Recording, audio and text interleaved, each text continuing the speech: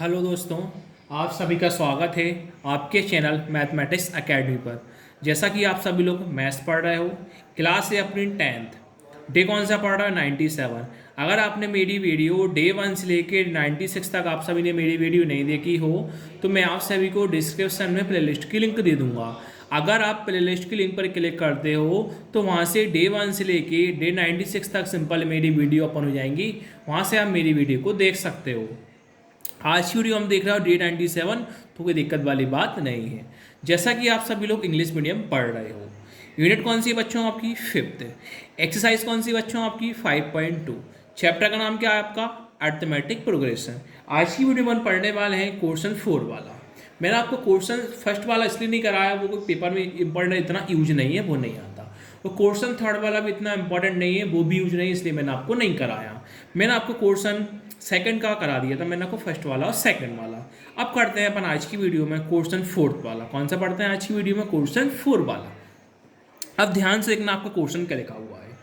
आपका क्वेश्चन लिखा हुआ है कि which term of the AP 3, 8, 13, 18 is 78।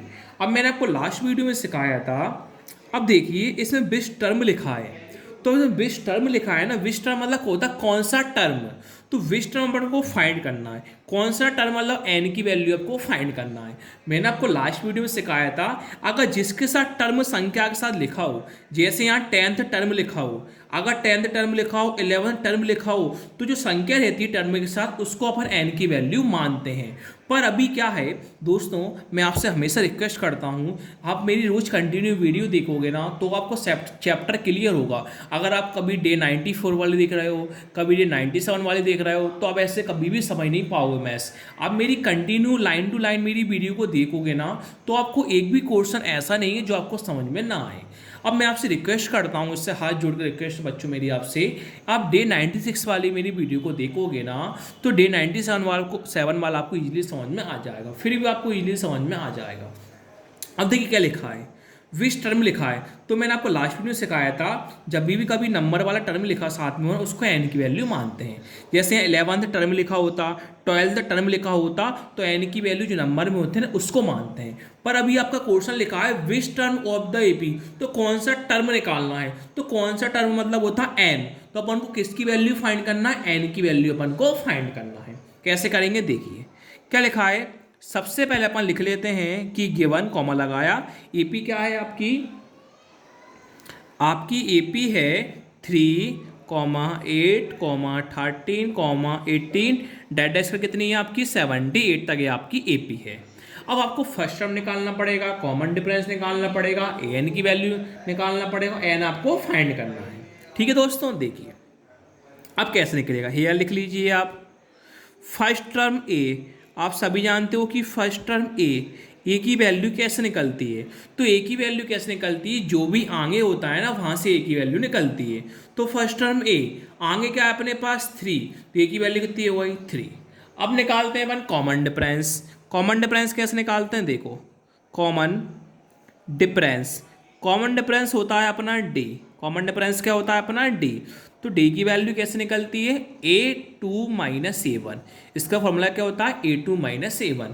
तो आपके पास A1 की वैल्यू ये रही, A2 की वैल्यू ये रही, A3 की वैल्यू ये रही, A4 की वैल्यू ये रही। अब आपको फॉर्मूले में क्या है? A2 - A1, तो A2 की वैल्यू कितनी होगी? 8 होगी, और माइनस का माइनस A1 की वैल्यू कितनी होगी? 3 होगी। ठीक है दोस्तों, क्लियर क्लियर। अब 8 - 3, तो 8 - 3 कितना होता है? 5 होता है। सिंपल, कोई दिक्कत नहीं। अब आता है आपका an। अब क्या था? an को बोलते हैं अपन लास्ट टर्म। an को क्या बोलते हैं अपन? Last term. तो an की वैल्यू होती लास्ट टर्म, तो आपको लास्ट में क्या दिख रहा है? 78 दिख रहा है। an की वैल्यू होती लास्ट टर्म, आपको लास्ट टर्म में कितना दिख रहा है? 78 दिख रहा है। तो an की वैल्यू कितनी हो जाएगी दोस्तों? 78। आपको निकालना था विच टर्म में कौन सा टर्म होता है। टर्म मतलब होता है एन की वैल्यू, तो आपको निकालना पड़ेगा number of term. Number of term N equal to question mark, यानी आपको एन की वैल्यू फाइंड करना है। अब देखिए, अब अपन को फॉर्मूला लगाना है।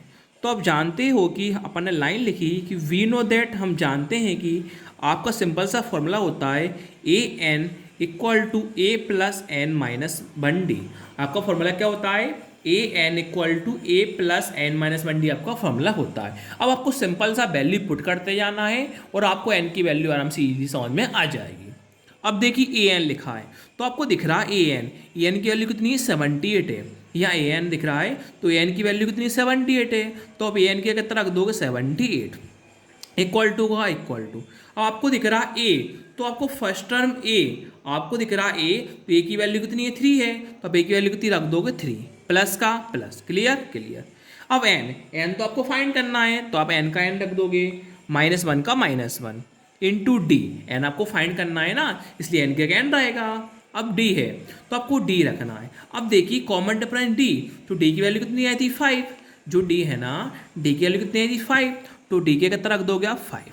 दिक्कत नहीं। अब देखिए बच्चों सिंपल 78 का 78 लिखा है इक्वल टू 3 का 3 लिखा है प्लस का प्लस लिखा है। अब बच्चों ध्यान से देखना कि 5 इंटू जो ब्रैकेट में है n-1 है और यहाँ इंटू में 5 है तो अब क्या होगा बच्चों n का इंटू आप 5 का इंटू n में करोगे और 5 का इंटू आप -1 में करोगे।